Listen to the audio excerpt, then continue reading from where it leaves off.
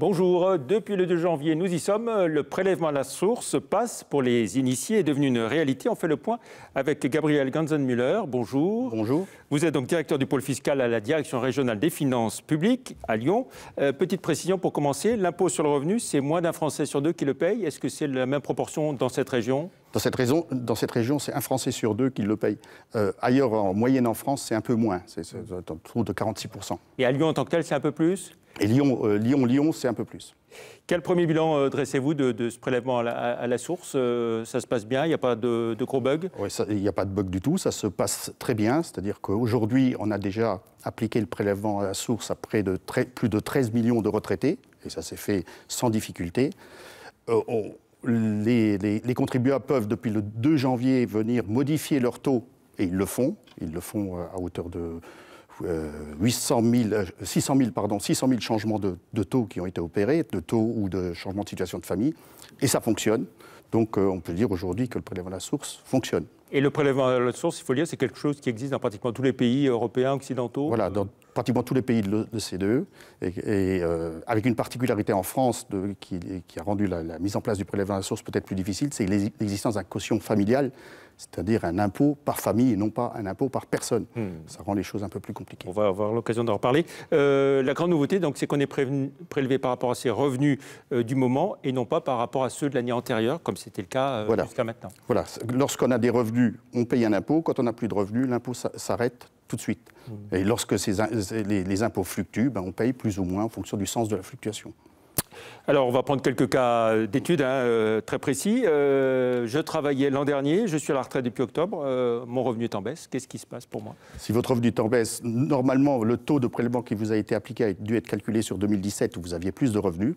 Donc, il faut prendre contact avec l'administration fiscale ou modifier votre situation, vos revenus prévisionnels sur le site impôt.gouv.fr ou téléphoner au 0800 9 401 401 ou éventuellement, si vraiment vous n'y arrivez pas ou vous ne trouvez pas de solution, vous déplacez à nos guichets. Voilà. Et ensemble, on corrigera votre taux.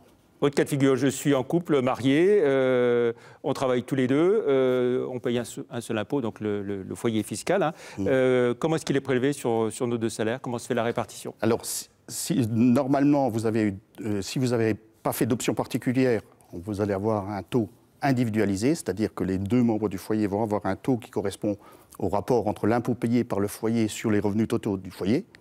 Mais si vous estimez que cette répartition n'est pas conforme à la réalité, vous pouvez demander à avoir un taux individualisé personnalisé, c'est-à-dire chacun paye en proportion de ses revenus. J'ai des très jeunes enfants en bas âge qui vont en crèche.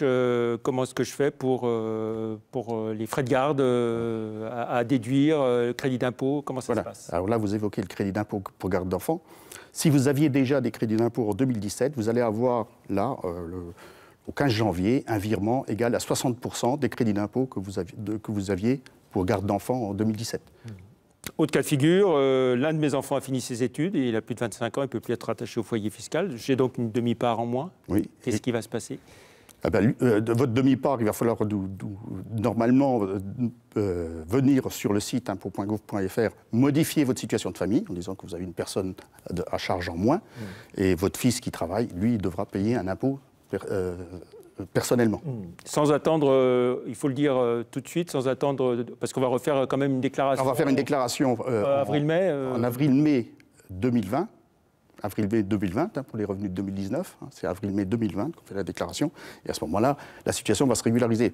Mais cette année-là, on n'en fait pas de déclaration. Si, on en fait une, mais pas sur la situation dont vous parlez. On fait une déclaration 2019 sur les revenus de 2018. D'accord. Autre cas de figure, alors j'étais chômeur en 2018, j'ai retrouvé du travail avec un salaire supérieur à mes indemnités chômage. Que faire ? Donc là, vous pouvez, toujours sur le site impôt.gouv.fr, demander une modulation à la hausse de votre taux de prélèvement à la source pour éviter les mauvaises surprises justement en 2020, pour avoir une trop grosse régularisation à faire en 2020. Autre cas de figure, j'ai donné à diverses associations et réglé par exemple une cotisation syndicale.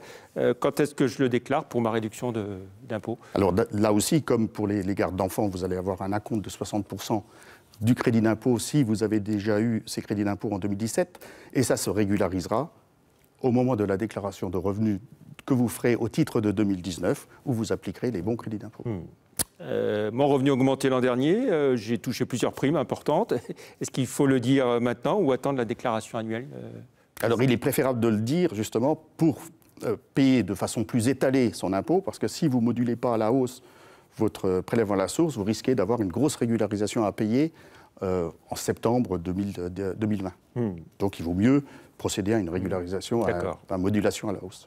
Et d'un mot pour finir, il nous reste 15 secondes. L'impôt sur le revenu, ça rapporte combien en France et ici Alors, 70 milliards en France, 70 milliards en France, 2,5 milliards dans le Rhône.